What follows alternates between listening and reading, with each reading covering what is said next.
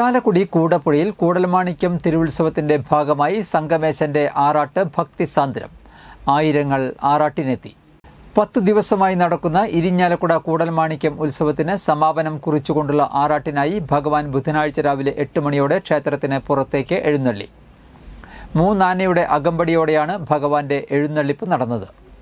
പുറത്തേക്ക് എഴുന്നള്ളുന്ന ഭഗവാന് കിഴക്കേ നടയിൽ പോലീസ് റോയൽ സല്യൂട്ട് നൽകി. ഇത്തവണ ചാലക്കുടി കൂടപ്പുഴയിലാണ് സംഗമേശന് ആറാട്ട്.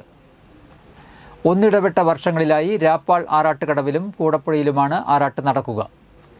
ആറാട്ടുകടവിൽ എത്തുന്നതിന് മുൻപായി കൂടപ്പുഴ മനയിൽ പോയി പറ സ്വീകരിച്ചാണ് ഭക്തർക്ക് അനുഗ്രഹം നൽകിയാണ് ഭഗവാൻ ആറാട്ടിനായി കൂടപ്പുഴയിൽ എത്തുക. അന്തർജനങ്ങൾ ആറാട്ടിനായി കടവിൽ എത്തുകയില്ലെന്നും അവരെ അനുഗ്രഹിക്കുന്നതിനായി ഇവിടേക്ക് എത്തുന്നുവെന്നതുമാണ് വിശ്വാസം. മനയിലെ ഇപ്പോഴത്തെ കാരണവരായ വാസുദേവൻ നമ്പൂതിരി ആറാട്ട് എഴുന്നള്ളുന്ന ഭഗവാനെയും പരിവാരങ്ങളെയും സ്വീകരിച്ചു. ഉച്ചയ്ക്ക് 1 മണിയോടെ ചാലക്കുടി കൂടപ്പുഴയിൽ ആറാട്ട് നടന്നു. നഗരമണ്ണിലത്ത് ഋഷികേശ് നമ്പൂതിരി ആറാട്ട് കർമ്മങ്ങൾക്ക് മുഖ്യ കാർമ്മികനായി.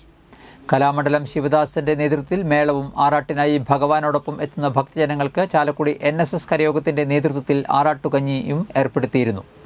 കുട്ടംകുളം ജംഗ്ഷനിൽ നിന്നും പാണ്ടിമേളത്തോടെയാണ് തിരിച്ചെഴുന്നള്ളിപ്പ്.